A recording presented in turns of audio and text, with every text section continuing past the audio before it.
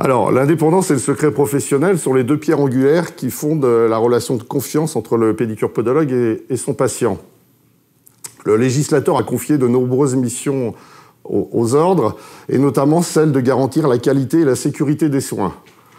Dans ce cadre, l'ordre s'assure et contrôle l'obligation des professionnels qui est faite aux professionnels de mettre à jour ses connaissances par la formation continue obligatoire. Cette obligation sera aussi renforcée en 2023 et l'ordre sera amené à le contrôler sur le respect du processus de certification périodique. Dans ce cadre également, l'ordre établit des recommandations de bonnes pratiques qui sont destinées à guider le professionnel, mais aussi à renforcer la confiance des patients.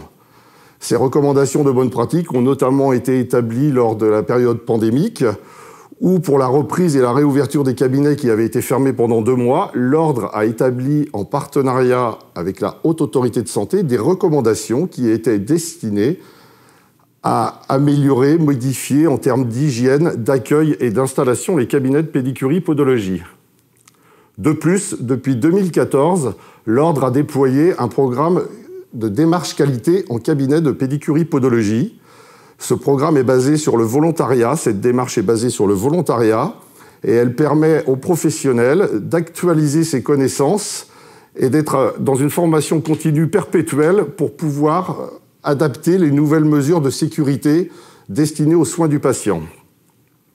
En termes d'indépendance professionnelle, effectivement, l'indépendance professionnelle est aussi contrôlée par l'ordre de l'inscription au tableau et tout au long de son exercice afin qu'il se préserve de toute influence néfaste et qu'il ne soit pas orienté par cette mauvaise indépendance, par ses choix thérapeutiques, dans le cas de ses choix thérapeutiques ou de ses prescriptions. Et puis le secret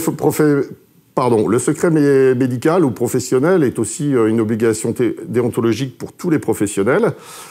Et ce secret professionnel est aussi garanti et assuré par l'ordre. L'ordre a également mis des outils en place pour faciliter, tout en respectant les patients, les demandes des patients. Il devient l'interlocuteur privilégié des patients et il est amené à concilier lorsqu'il y a des litiges entre les patients et les professionnels. Ce secret médical ou ce secret professionnel a été quand même peut-être dérogé par la loi de juillet 2020 sur les violences faites aux femmes dans le cadre et avec l'accord du patient où ce patient présenterait des signes de sévices ou de violence. L'ordre a également mis des outils en place pour informer le praticien, le patient et les accompagner dans une démarche pour mettre à jour ces violences pour la sécurité et du patient et bien sûr aussi du professionnel. Enfin, ces deux principes fondamentaux que sont l'indépendance et le secret professionnel sont donc des obligations déontologiques et tout professionnel qui serait en infraction est passible de sanctions disciplinaires, voire dans certains cas de sanctions pénales.